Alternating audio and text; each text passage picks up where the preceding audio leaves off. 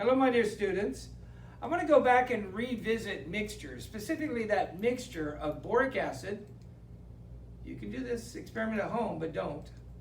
That's can be bought as roach proof.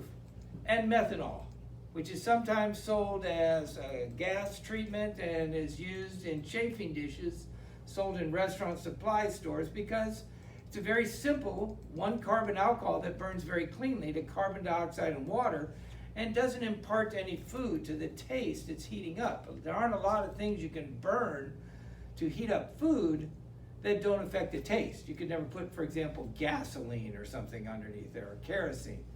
It would leave a terrible smell in your food. But you saw me take the methanol and make green fire. Beautiful green fire. In fact, I helped a student of mine propose once when he brought me some logs to soak in green because his girlfriend's favorite color was green. And he made a green campfire on a beach down by the river, and the green flames, I guess, did the trick because he proposed and she said yes. But this is a very common laboratory experiment, and it demonstrates important chemical principles. The boric acid has the element boron in it. Here, element number 5 in our periodic table. And it has 5 electrons, and those electrons get elevated to higher energy levels in the presence of the heat and flame, and when they decay back to their ground state, they emit a very specific wavelength of light because those transitions, those energy transitions they make are quantized. They're very specific, and they make a very specific energy transition corresponding to the frequency, more correctly, but the wavelength of green light. And it's an important teaching principle for the quantum model of the atom and what happens when you excite electrons. And it's cool. Green fire. Who wouldn't like green fire?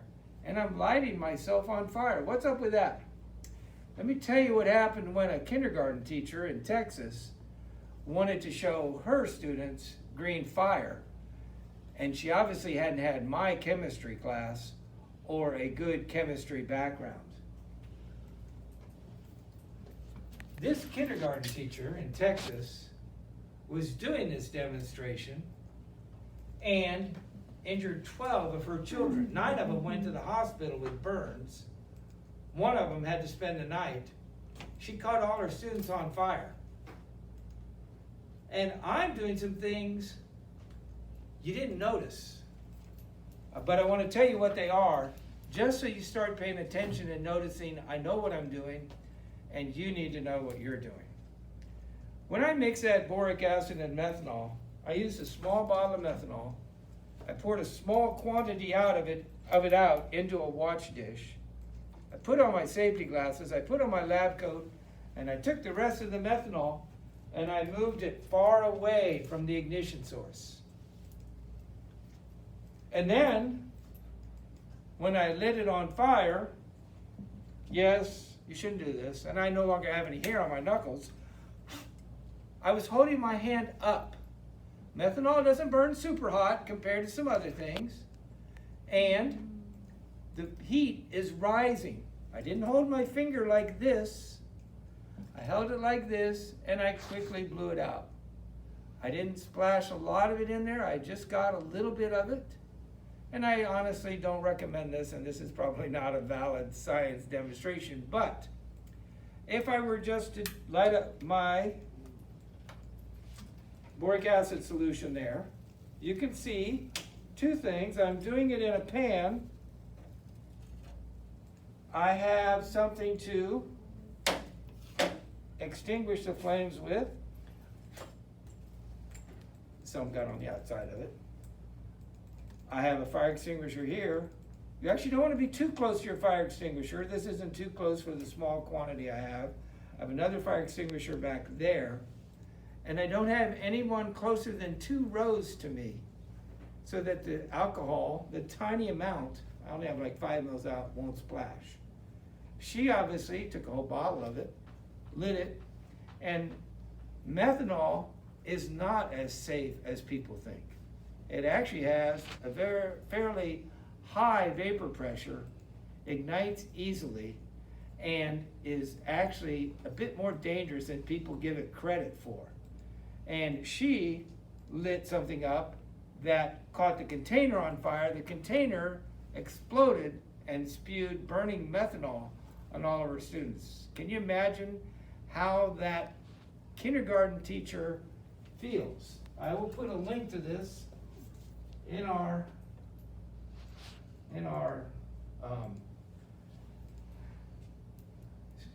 classroom stream. But 12 children were injured in a flash fire from a science experiment at the Yellow School at Memorial Drive Presbyterian Church in Houston.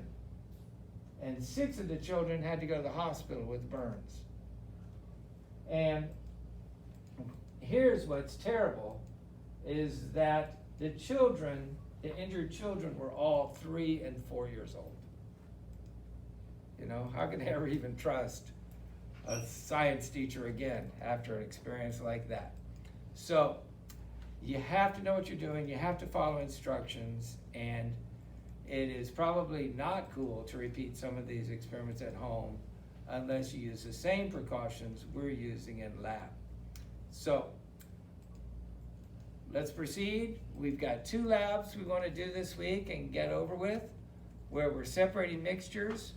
1, we're going to separate iron and cereal, and 2, and you should have done this experiment a long time ago, but we are going to look at paper chromatography and separating different pigments in ink and identifying, different inks based on their chromatographic pattern. That's called a chromatogram, and identifying the different components by their RF.